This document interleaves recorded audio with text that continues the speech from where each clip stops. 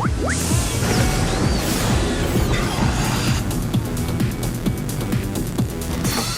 right, let's go ahead and look at some combat.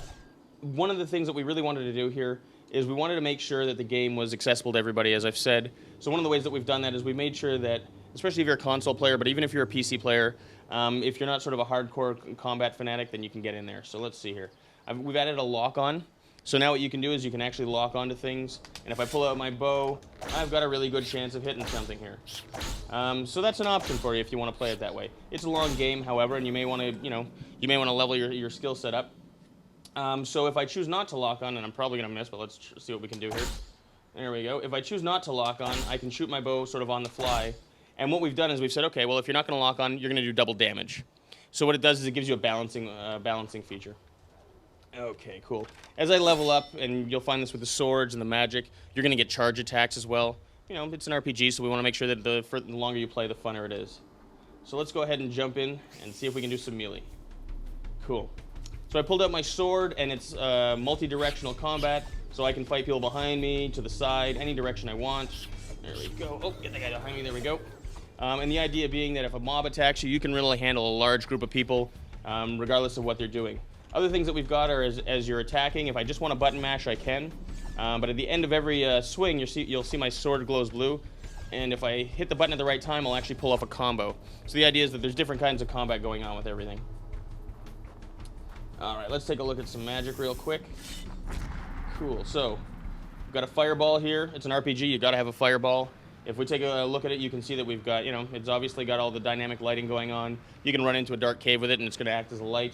There's all kinds of occlusion going on and all that stuff, so it actually looks like a fireball. And, when you're holding fire in your hand, you want it to be as realistic as possible. Let's take care of these guys. So I'm going to throw some fireballs at these guys. Again, I can lock on if I want to. There we go. And let's just do that for a second. So like I said, you can always charge any... you can charge all of your attacks, so we're going to use the magic here. And I'm going to lock on to this guy. Let's see if I can get him. There we go. And I'm going to charge this one. So this would be a full level 3 fireball. And it's turning into an AoE now, so it's an area of effect. And you can see that we just, blow everybody in the neighborhood away. I'm going to quickly change to my sword, and I can really go to town. So it's an RPG, so we've got a skill tree-based leveling system. Every time you level, you're going to get a certain number of skill points, which you can spend on whatever you'd like, whether it's melee or magic or ranged. And of course, it's an RPG, so we've got blacksmithing, and we've got alchemy, and all the good stuff that you expect to see in there. We've got 5 guilds that you can join. In fact, you can join all 5 of them if you really, you want to get all the achievement points. So you've got the Mages Guild, the Alchemist Guild, the Fighters, and now I'm on the spot, so I've got to get all 5. We've got the Merchants, and we've also got the Rangers. And so what you'll do is if you go through them, then you're going to be able to, you'll unlock new abilities, and you'll unlock new weapons and things like that.